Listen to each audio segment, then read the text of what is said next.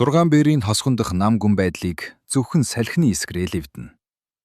12 авраг нохой чөтгөр, тэдний мөрөн дээрх асар том дам нуурга, түүн дээр хөвтөх өөхөн уул. Шар арьст хаан. Шар хаан хумсаа маажинга залхуутайгаар доош харлаа. Түүний нүдэнд шэний зүгээр нэг шоргоолжигд харагдаж байг. Би чамааг ирнэ гэж бодоогүй шүү. Ингиж миний өмнө зогсох зоригтой байна гэж бүрч бодсонгүй. Тэр хурууга тоолж эхлэв. Надад хідэн хүү байлаа. Саяхан 2 налга болчихсон. Би тэдэндээ нэг их хайртай биш л дээ. Гэхдээ миний ямиг хэн нэгэн хулгайлахад дургүй хүрдэг юм. Тэдний алга болсон газар нь яг чиний хариуцсан гудамж байж таарлаа. Шар хааны хоолой гинт өөрчлөгдөж агаарч ичрүүлв. Надад тайлбар тавь. Тэгвэл би чиний цогцыг бүтэн үлдээж магадгүй. Шэний хариулсангүй. Тэр элднийхээ ишийг чанга атгав. Тэр үгээр биш, үйлдэлээр хариулахар шийджээ. Гинт илд сугарах чимээ гарав. Шэний байрлалаасаа алга болов. Тэр яг л харавсан сум шиг хамгийн урд зогсож байсан нохой чөтгөрийн өмнө гарч ирлээ. Чөтгөрийн нүдний хүүхэн хараа агшиж амжаагүй байхад мөнгөлөг илд түүний зүрхийг нэвтсүд бичгэв. Мах зүсэгдэх чимээ сонсогдов. Халуун цус оргилж чөтгөр газар унлаа. Энэ бүхэн нүд ирэмхийн зуур болж өнгөрөв. Бусад чөтгөрүүд дөнгөж сая ухаан орж бүгд зэрэг архиран дайрлаа. Шар хаан дамнуур дээрээсээ өндийлөө. Түүний залхуунууд алга болж оронд нь зэрлэг араатны уур хилэн дүрлзэж байв. Чи миний хүүг алсан юм байна. Одоо намайг алах гээ юу? Шар хаан агаарт үсрэв. Тэр өөхөн уул тэнгэрийг хасгалж яг л содир унж байгаа мэт шэний дээр бууж ирлээ. Түүний алга нь хад чулуугч бутлах хүчтэй. Газар дөргөх чимээ гарав. Газар дэлхий жижирхийлж тоос шороо манарлаа. Гэхдээ шэний тэнд байсангүй. Шэний могон 8 алхаа техникийг ашиглаж яг л ус шиг, сүүдэр шиг чөтгөрүүдийн дундуур сүлжиж байв. Түүний хөдөлгөөн нүдэнд баригдахгүй. Тэр шар хааны цохилтоос бултаад эргэхдээ өөр нэг чөтгөрийн толгойг сэт хитэл цавччихлаа. Шэнигийн нүдэнд идлэр элит гэгдэх чөтгөрүүд дэндүү удаан, дэндүү болих харагдаж байв. Тэр өмнө нь тулалдсан сармагчингуудаас хамаагүй сулдор айж. 3 чөтгөр, 6 чөтгөр, 8 чөтгөр үхлээ. Шар хаан галзуурах шахав. Тэр шэнийг цохих гэхээр өөрийнхөө цэргүүдийг ончих гээд байв. Шэний зориуд чөтгөрүүдийн ардуур нуугдаж тэднийг бамбай болгон ашиглаж байлаа. Зайлаач! Шар хаан төвчээр алдарч өөрийнхөө замыг хаасан 2 чөтгөрийг алгадаж хаялаа. Түүний нүд улаанаар эргэлдэж биенээс нь улаан утаа савсаж эхлэв. Үхээд өг. Шар хаан урагш дайрч замд нь тээг болсон сүүрчин 2 чөтгөрийг өөрийн авраг гараараа тэврээд шэний рүү шидэх гэж оролдов. Гэтэл илд махыг нэвтлэх чимээ гарав. Шэний тэр 2 чөтгөрийн ард аль хэдийн гарчсан. Илдээ тэдний нуруугаар нэгт хадагчихсан зогсож байв. Илдний үзүүр чөтгөрүүдийн гидсээр гарч ирэхэд шар хаан зог туслаа. Шэний цустай царайгаар шар хаан руу ширтэж хүйтнэр инээмсэглэв. За, одоо тооцоход амархан боллоо. Чи хідэн хүүтэй үлдсэн бэ? Тосгоны иргэд холоос энэ дүр зургийг хараад чижирнэ. Тэдний нүдэнд шэний чөтгөрөөс ч илүү аимшигтай харагдаж байв. Түүний хөл дор тасарсан толгой, мөчрүүд хөглөрч тосгоны шороо цусанд идэгджээ. Шар хаан чижирж эхэллээ. Айдас биш, уур хилэнгээс болж. Бүгд үхчихлээ. Бүгдийг нь цэвэрлэх амархан боллоо. Тэр инэв. Түүний биеийн өөхөн давхарга бүрээс улаан хорт манан олгоод ижихлэв. Энэ манан хүсэн газар бүрээ хайлуулж байлаа. Газар дээрх цогцоснууд хийн хайлж шар ногоо мутаа гаргана. Энэ бол их чөтгөрийн жинхэнэ хүч. Энгийн илд, энгийн бие үүнийг тэсвэрлэхгүй. Гэхдээ шэний тайван байлаа. Тэр үүнийг хүлээж байсан. Түүний биеийн 5 артанцыг нээгдэж, биеэс нь цав цагаан уур савсав. Энэ уур дотор улаан судал гялалзна. Энэ бол салхит аянгийн дотоод хүч. Энэ хүч хорт манантай мөргөлдөхөд яг л ус гал 2 шиг бие биенээ уусгаж эхлэв. Шэн ий хамгаалалтаа үүсгээд шууд урагш дайрлаа. Тэр илдээ 2 гараараа далайж шар хааны хүзүү мөрний уул зур руу хамаг хүчээрээ буулгав. Аимшигтай урагдах чимээ гарч илд шар хааны мөрөн дээр гүнзгий шарах үлдээлээ. Мах, өөхн яг л цаас шиг урагдж аврах том ангал үүсв. Тэр шархнаас цус биш, харин улам их хор дутаа олгойдов. Шар хаан өвдсөнгүй. Харин ч гарзуурсан мэт инээж буржингаараа илдийг хавчив. Тэр толгоогоо гудайлган шэнийг өөрийнхөө өөхөн биед нааж тэврэхээр ухс хийлээ. Тэр шэнийг өөртөө уусгаж алахыг хүсжээ. Илд гацчихлаа. Суглах боломжгүй. Шэний илднийхээ ишиг тавь. Тэр баруун гараа зангидлаа. 5 алтан цэгээс ундарч буй бүх хүчээ тэр баруун гартаа хөрөмтлүүлв. Түүний нудрах цагаан гэрлээр бүрхэгдэж агаар чичирхийлв. Өөхөн уул гинэ. Шэний ямар ч илүү хөдөлгөөнгүйгээр шууд л шар хааны цээж рүү нудрага тесэллээ. Агаар чичрүүлэх хүчтэй цохилтын чимээ гарав. Тэр цохилт шар хааны биеийн өөхийг яг л далайн давалгаа шиг дөлгөө тулж, нурууныхын цаад талаар цохилтын хүч нэвтрэн гарах нь харагдав. Шэнигийн баруун гар цагаан гэрлээр бүрхэгдэж, үүл зүсэх нудраг шар хааны цээж рүү цөмжим орлоо. Гэхдээ шар хаан үхсэнгүй. Түүний оронд аимшигтай зүйл боллоо. Шар хааны авраг том өөхөн уул шиг бие нь гинт жижигэрч хатаж эхлэв. Тэр өөрийн бүх мах, өөх, цусаа шатааж түүнийгээ улаан хорт манан болгон хувиргаж байна. Тэр манан салхинд туугдан тосгоныг бүхэлдэн нүмерхөөр тэлж эхлэв. Энэ манан хүрсэн бүхнээ хайлуулдаг. Мод, чулуу, хүний мах бүгд шишхийн ууршиж алга болно. Ирээч, үхэлцээ. Шар хаан шүдээ ярьзайлан ойрлов. Тэр одоо аврах том биш, харин арьсан унжсан ясархаг чөтгөр болж хувирчээ.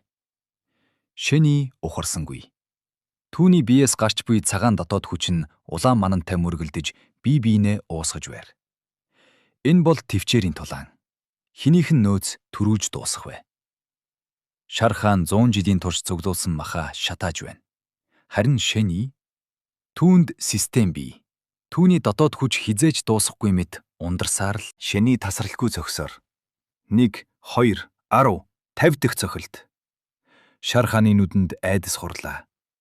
Энэ хүний хүч яагаад дуустдаггүй юм бэ? Миний мах дуусаж байхад түүний цагаан уур улам л ихсээд байна. Чи Шар хаан юм хэлэх гэсэн боловч амжсангүй. Шэнигийн нудраг хүчтэй дуугарч түүний цээжийг нэвтлэв. Яг л хийлсэн гүмбэг хагач байгаа мэт. Шар хааны цээж дотор юу ч байсангүй. Тэр бүх дотор эргэтнээ манан болгоод шатаачихсан байж. Үлдсэн зөвхөн хоосон нарс. Өршөөгөөч. Шар хаан эцсийн удаа гуйв. Шэний хариулсангүй. Тэр гараа чөтгөрийн цээжнээс суглаад илдээ авлаа. Мөнгөлөг гялба. Мах тасрах чимээ гарав. Шар хааны толгой бөмбөрөн унав. Улаан манан тэр дороо замхар нь алга боллоо. Систен. Анхан шатны нохой чөтгөр ус тогтлаа. Нийт нас 575. Үлдсэн 180 жил. Шингээж авлаа. Шэний гүнзгий амьсгаа ав. Түүний ард шар хааны хоосон нарс яг л тугны иш хугарч байгаа мэт шаржигнан унлаа. 6 бээрийн тосхон руу Чэнжи гүйж явна. Тэр айж байлаа. Агаарт цусны үнэр ханхалж түүний дотор муухай оргино. Хожимд чхож. Бүгд үхсэн байх. Шэн ийчгсэн. Тэр тосхны үүдэнд ирэхэд хоёул тариач нь түүнтэй таарав. Тэд нэгэн аврах том үсэрхэг гоёыг дамжлан явж байлаа. Шинжигийн царай цайв. Энэ хүний хөлөө? Тариачин инээмсэглэв. Бишээ, хуйга. Энэ нохой чөтгөрийн гоё. Шэн дарга бидэнд идэж чадах чинээгээр ав. Үлдснийг нь тэргэн дээр ачгсан. Чэнжигийн ирүү мултрах шахав. Юу гинэ? Тэр тосхны төв рүү гүйлээ. Түүний төсөөс нь цус таллаг, оорсон хүний цогцос байсангүй. Харин тариачид яг л ногоо хурааж байгаа мэт шавартай талбаагаас нохой чөтгөрүүдийн тасархаа мөчүүдийг ургац болгон хурааж байв.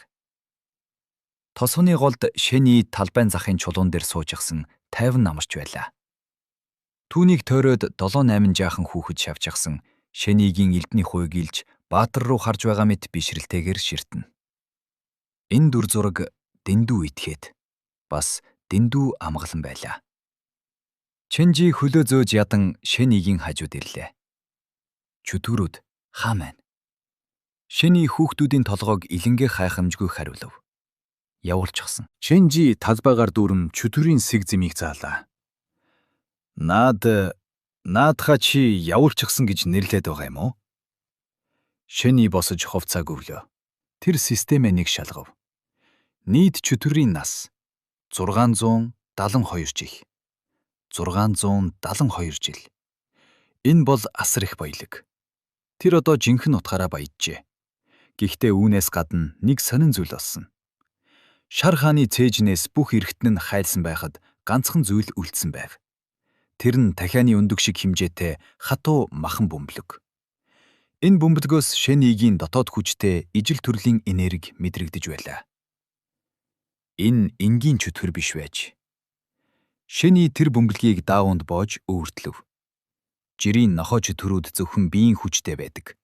Харин шар хаан анхан шатны чадвартай хорт манан үүсгэж чаддаг байсан. Тэгэхээр энэ махан бөмбөлөг түүний хүчний их үүсвэр байж магадгүй. Чэнжи, явцгаая. Эднэрийг цэвэрлэх ажилд чи туслаарай. Шэн илдээ бүсэндээ зүүгээд яг л салхинд гарчаад ирсэн хүн шиг тайван алхлаа. Чэнжи түүний араас харахтаа нэг л зүйлийг бадтай ойлгов. Энэ залуу Шэн аль хэдийн энгийн хүний хязгаарыг давжээ. Тэр бол мангас. Гэхдээ хүн төрлөختний тал зогсдог мангас. Шэний тулааны талбарт зогсно. Түүний биеэс уур савсаж 5 нартанцыг нь хоосорчээ. Шар хааныг атахад тэр хамаг хүчээ шавхсан. Түүнд одоо мууц зэвсэг хэрэгтэй байна. Зөвхөн хүчээр биш. Жинхэнэ чөтгөрийн шидийг ашигладаг техник хэрэгтэй. Тэр эргэж харахад тариачид 2 тэрэгэнцэр дүүрэн чөтгөрийн толгой аччихсан зогсож байлаа. Чэнжи гайхна асуув. Дарга, энэ олон толгоогоор яах гэж байгаа юм бэ? Шэн илжигэн дээрээ мордов. Хот руу буцна. Бид яамныханд бэлэг барих хэрэгтэй. Шэн шийдсэн. Тэр одоо чимээгүй байхгүй. Яамныхан түүнийг золиослох гэд байгаа юм бол тэр өөрийгөө баатар болгож зарлана. Бүх ард түмэн түүнийг чөтгөр адагч гэдгийг мэдвэл яамныхан түүнийг амархан хүрч чадахгүй болно. Нар жаргаж байюун хотын хаалхан дээр нам гүм. Гинт өмхийн үнэр ханхалж хүмүүс хамраа дарав. Ямар заваа үнэр вэ? Хогны машин ирж байгаа юм уу? Хаалгаар илжиг унсан залуу орж ирлээ. Түүний хувцас тэр жигтэй хар хүрэн цуснд будагджээ. Түүний араас 2 тэрэгэнцэр. Тэрэгэнцэр дээр чөтгөрийн толгойнууд. Овоорсон нохойн толгойнууд. Түүний орой дээр шар хааны авраг том аимшигт толгойг залжээ. Чөтгөрүүдийн нүд нээгттэй, үхлийн айдастай хүшсэн байв. Чөтгөр.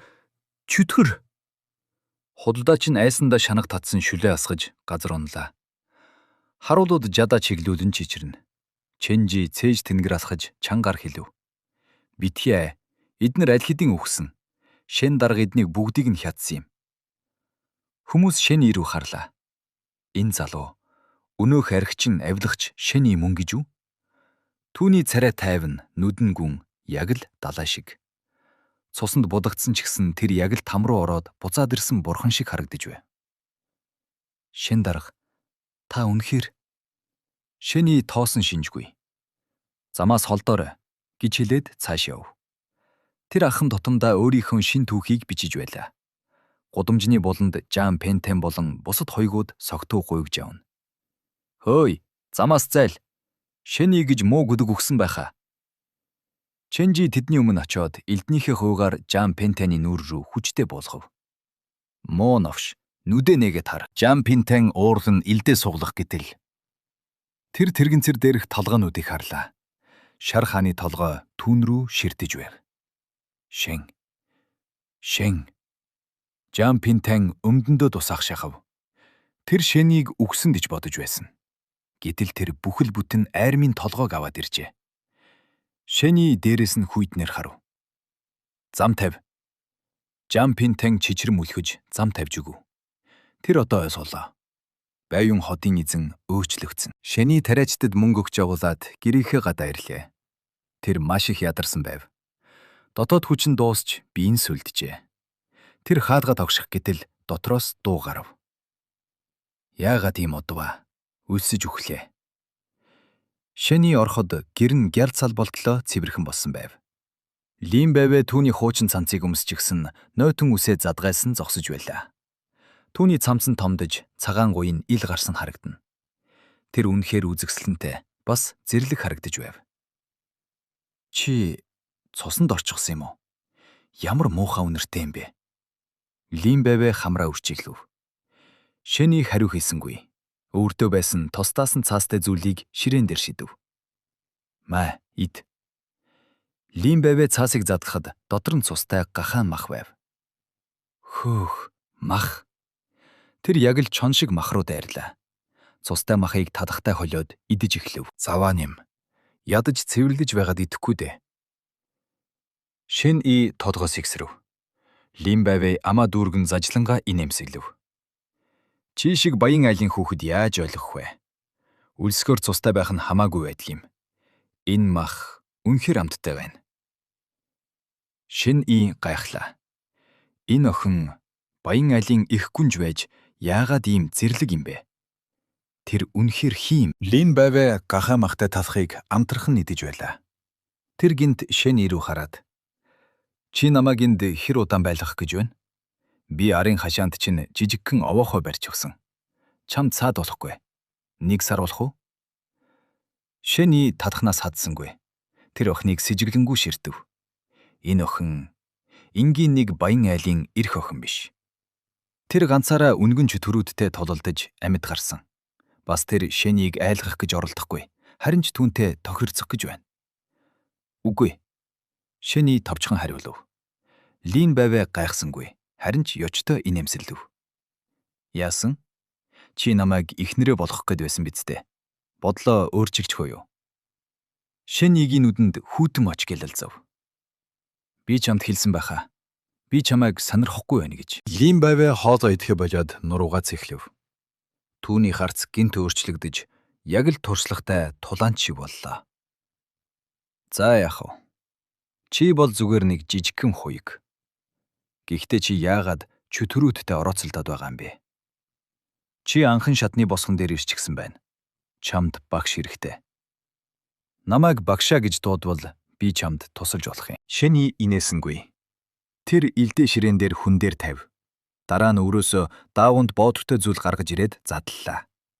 Тэнд шар хааны цээжнээс авсан махан бөмбөлөг булгалж. Чи надад үлгэр яриха бол. Энэ юу вэ?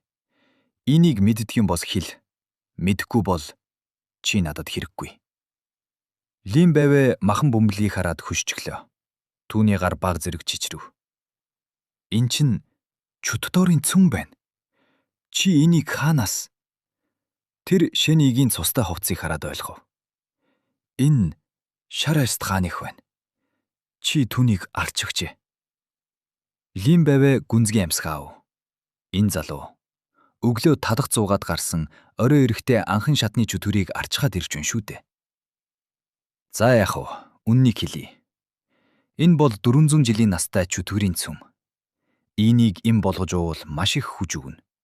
Гэхдээ шууд залгвал хортой. Чамд энийг боловсруулах арга хэрэгтэй. Шэний махан гүмбэлийг буцааж боов. Сайн байна. Чи хэрэгтэй хүн бололтой. Тэгвэл тохиролцъё. Чи энд байж болно.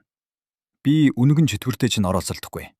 Хариуд нь чи надад 2 ширхэг анхан шатны жинхэнэ судар өг.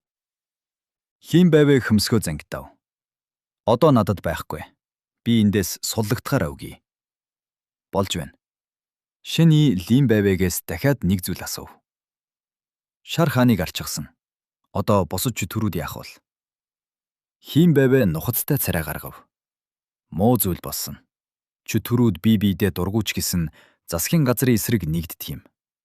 Шар хаан бол дөнгөж анхан шатны эхлэл байсан. Харин зүүн уулын сармагчин хаан бол анхан шатны оргид үедээ байгаа. Тэр тун удахгүй дунд шат руу орох гэж байгаа. Тэр чамайг зүгээр орхихгүй. Бас ногоон хайрст могоо их гэж би. Тэр бол 100 жилийн өмнө аль хэдийн шингэн төлөв буюу дунд шатнаас ч дээш гарсан аимшигт амтан. Хэрвээ би чиний оронд байсан бол засгийн газарт мэдэгдэж арим дуудах байсан. Шэний чимээгүй сонсож байснаа асуув. Тэгвэл үнэгнүүд яах вэ?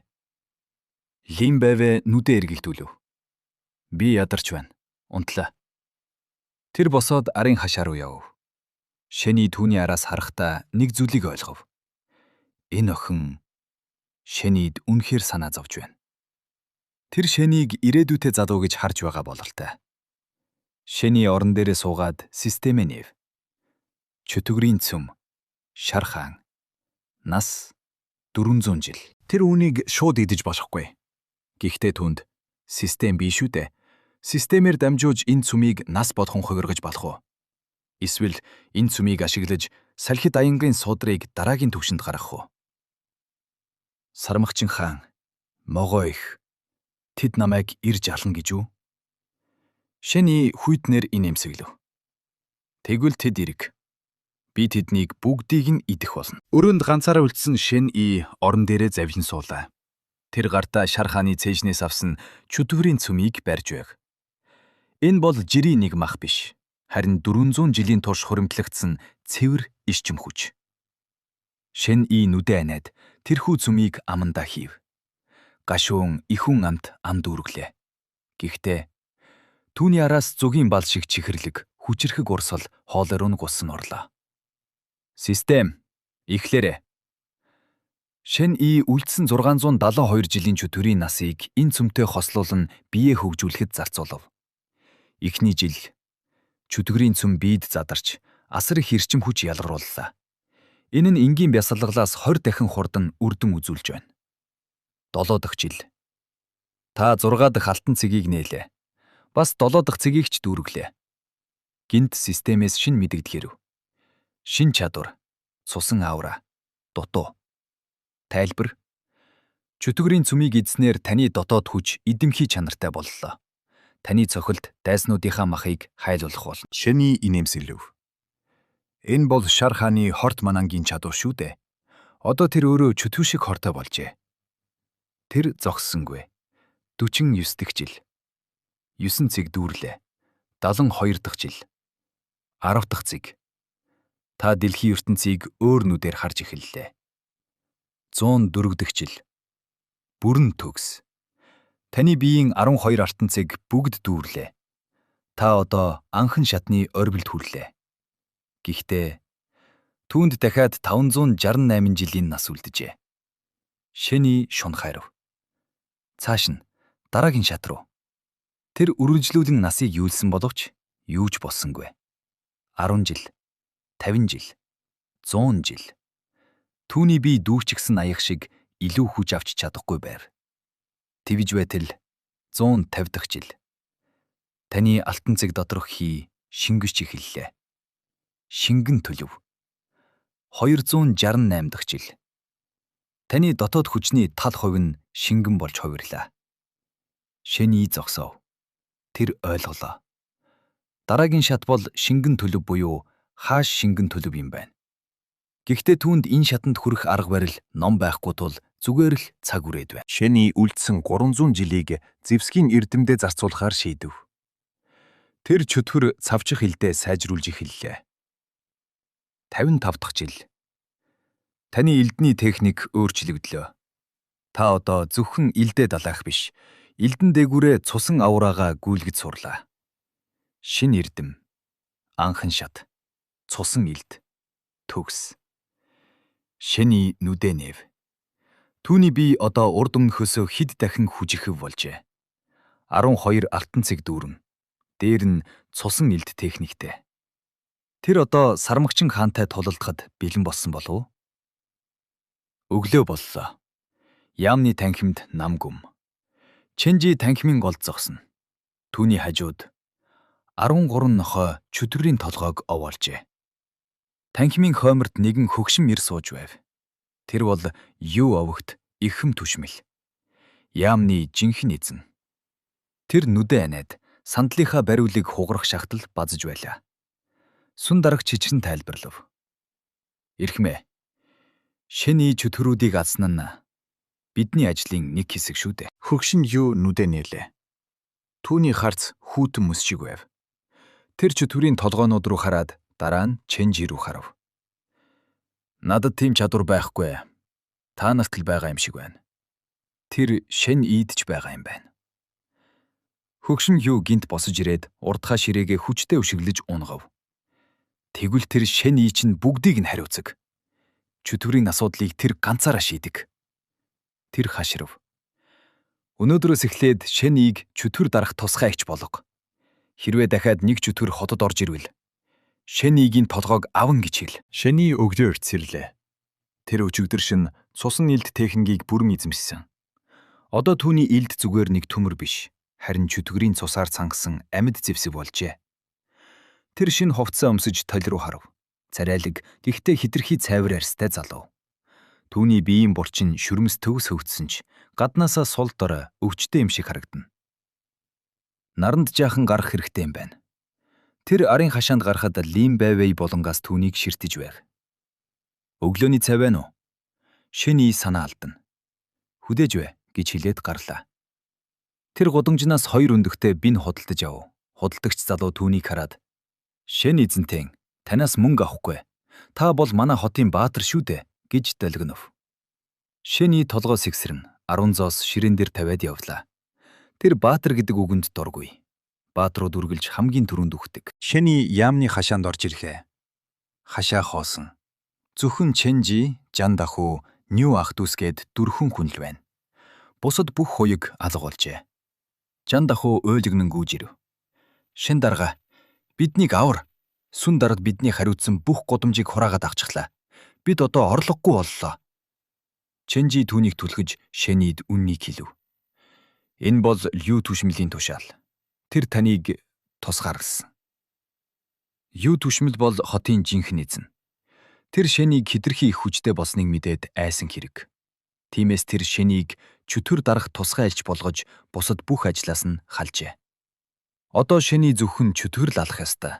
Хэрвээ чөтгөр алж чадахгүй бол шийтгүүлнэ. Юу түшмэл надад нэг үг дайсан" гэж Чэнжи шивнэлээ. "Хэрвээ та бууж өгөөд түүний хөлд сөгдвөл тэр танд сард 600 лам мөнгө өгнө гэсэн. Энэ бол мужийн хамгийн өндөр цалин." Шэний инээмсэрлэв. 600 лам мөнгө. Энэ бол энгийн хүний насаараа цуглуулах хөрөнгө. Лю түшмэл түүнийг худалдаж авах гэж байна. Хэрвээ тэр мөнгийг авбал тэр Лю түшмэлийн нохой болно. Тэр чөтгөрүүдтэй дахиж наймаалцаж энгийн иргэдийг золиослох хэрэгтэй болно. Харин мөнгийг авахгүй бол тэр их ганцаараа үлдэнэ. Сармагчин хаан, Могоо их, бас одоо яамны бүх дарга нар түүний дайсан болно. "Жан Даху!" Шэний дуудав. Жан Даху сандран гүйж ирэв. "Яасан дарга? Надад цай аягар." Шэний сандар дээрээ тухтай суулаа. Тэр огтхонч сандарсан шинжгүй байв. 600 лан мөнгө гинөө. Шэнийд мөнгө хэрэггүй. Түүнд чөтгөрийн насал хэрэгтэй. Юу түшмэл түүнийг тусгаарлаа гэж бодож байгаа бол андуурч байна. Энэ нь харин ч Шэнийд чөлөөтэй ан хийх боломж олгож байгаа хэрэг. "Чэнжи!" Шэний дуудав. "Тийм ээ. Зүүн уулын сармагчингуудын тухай мэдээлэл цуглуул. Бид удахгүй ууланд суугаарна." Чэнжигийн нүд томров.